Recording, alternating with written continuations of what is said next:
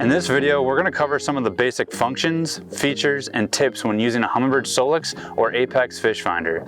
This is a great starting point for anyone who is new to the SOLIX or APEX interface and is looking to understand the most used functions. There may be even a few tricks for you advanced users that you did not know about. Let's get into it. The first thing we're going to talk about are sonar and chart views. This is the most important thing because these are how you customize your screen. Now we're going to show you how to access them, how to create your own custom views, and save them as favorites. So now you can actually access your views up here. You can see these are the few that I have set up. This is the one I'm currently using. I can switch over to a chart view, for example. And this is where you're going to be able to find those right away as you're actively fishing or driving around. So now, if you want to create your own, we're actually going to hit home.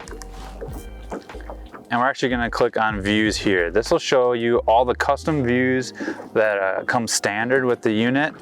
Quite a few here, then also some that I've created myself. Now let's just say I want to use a 2D and a down imaging view. I can click that, it'll pull it up for me. And now if I want to save that, actually a fish right there. If I want to save that, I actually open up my views tab and I can, let's say we go to the second page, I'm going to press and hold, and now that view is saved on the second page. And if I want to access that at any point, I just hop over to the second page and I can tap this, and there's that view that I just found. Now if I want to create my own view, I'm going to go back to home, views, new view. And here I have a couple different template styles, whether it's full screen, split screen, top and bottom, 3-pane and 4-pane. Make this simple, we're just gonna pick a 2-pane here. You have the option between a 50-50 split and a 30-70 split. Now, the 30-70 split, there's only a few different sonar or chart options that can be as small as 30. It's chart, 2D, and down imaging. But for this case, we're just gonna do 50 and 50, and we're gonna do chart, and we're going to do down imaging. Now we can save this or we can name it something custom if we'd like. I'm just going to save it. Now it's going to save that right here. You can see it's selected. I can choose that. And like I said, if I want to make this a favorite, I can come here, press and hold, save it as a favorite. Pretty simple. It's a nice thing about the SOLIX APEX interface, allows you to customize these views to really what you would like to use. All right, so the next thing we're going to talk about is shortcuts, and I'm going to show you 2 of them that you're going to use right away because they're easy and they're helpful. The first thing is when you're on a multi-pane view here, like here I have side imaging, mapping, and down imaging. If I want to look at just side imaging, like let's just say we're idling over something, I can use 2 fingers, double press on side imaging, and it's automatically going to pull this up in a full screen view. Super helpful if you want to zoom in on something quick, whether it's your side imaging, and then you can just do your 2-finger press and you're right back to your whatever view you were on before. Same thing like mapping. If I want to take a look at this, here's these waypoints. I can quickly jump to that view and go right back to whatever I was viewing before. That's the first one. That's a must use. You'll use that all the time. The next one, so we just talked about views. So you can use 2 fingers, and if you swipe to the side, it's gonna go through your favorite views that we have saved up here. So here's our chart. Next one's gonna be that 3-pane. So if I swipe, it's going to my 3-pane. So I can cycle through my views quickly without having to pull up the views menu.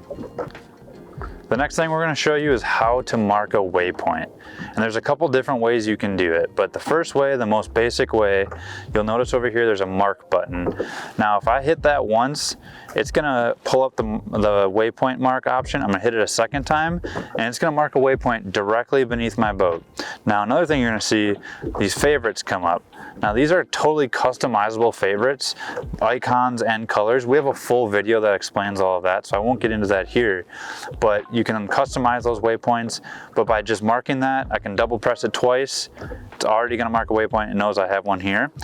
Now that's the one way to do it. It's going to mark it directly beneath the boat. But there's another way you can do it. You can use your touch screen. Let's say we're driving over something and we see a rock pile or a brush pile or anything like that on my side imaging. I can take my finger, mark that object, mark a waypoint. Same thing, my favorites are going to pull up. So you can mark it actually on your sonar off to the side on side imaging, or on your mapping if you see a point or something that looks interesting that you want to fish.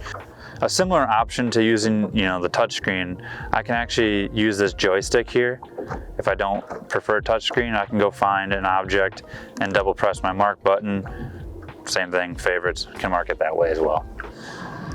So the next thing we're going to talk about, which is really important, and it's how to access your sonar or chart settings. So here on side imaging, we're going to show you how you can access the main way to access your settings for side imaging for this example. Over here, there's a little menu key. You can press your menu key, and it's going to pull up your Sonar SI settings. Now, we have your sensitivity, our contrast, our chart speed, range, all of that, and other things that we can adjust all right here. Another way to access that via touchscreen is just to hit the Sonar screen up here. Same settings pop up for us there. We can change sensitivity with the dial, drop that down, bring it back up. We can adjust all of that right there. Another way to access some of your settings and capabilities for your sonar or your charts is this menu bar in the middle. Right here, for example, we have our color palettes for side imaging. We can turn on water column sensitivity and other functions like that. One really important thing when adjusting settings, so I'm gonna go back to a multi-pane view here, and one thing you'll notice, see around side imaging, there's this yellow bar that goes all the way around. That's the active pane. So if I wanna adjust settings for my side imaging, I need to make sure side imaging is active, which it is, which is what we just showed you.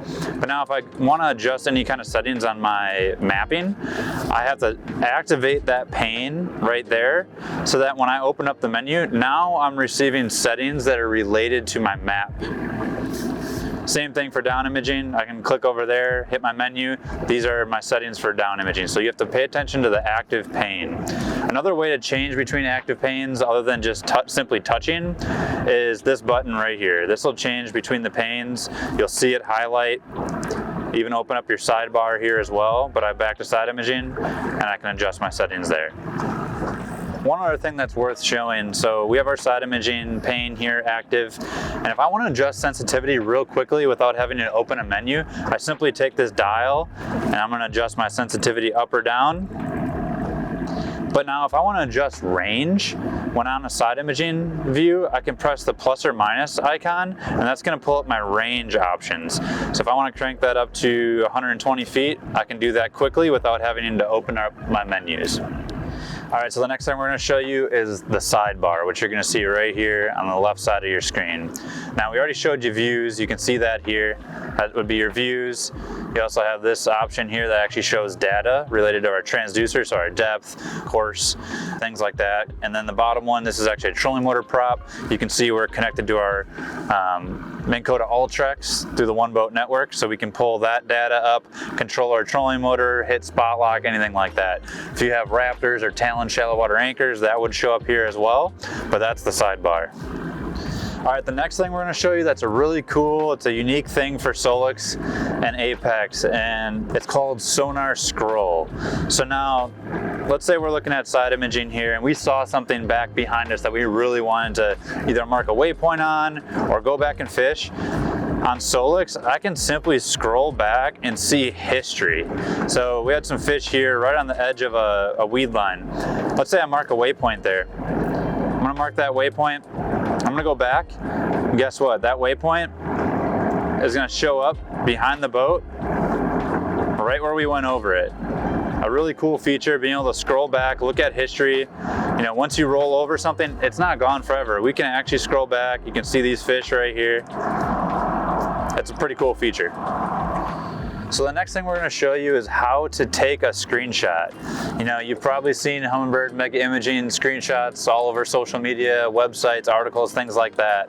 If you want to take your own, it's really simple. So next to our waypoint button over here is a go-to button, and it also has a camera on it. To take a screenshot, all you have to do is press and hold this button, and it's going to take a screenshot, and it's going to tell you that it's captured that screenshot, and it's going to save it. Now, if we want to go look at our screenshots that we've taken in the past, all you have to do is hit home, go down to images, and you're going to see your collection of screenshots. Here's that screenshot we just took. You can see this big rock pile out here.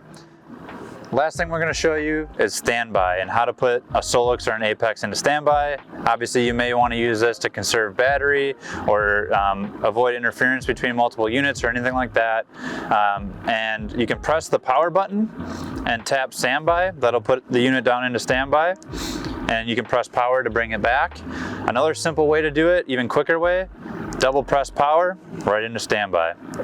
That's it for this video. Hopefully that was helpful for you and you learned something about the SOLIX or APEX interface, and maybe it's a tip or two that you can take home and actually use out on the water. If you have any questions, whether it's sonar or fish finder related, please drop us a comment below, or if you have suggestions for other videos, we'd love to hear them. And thanks for watching.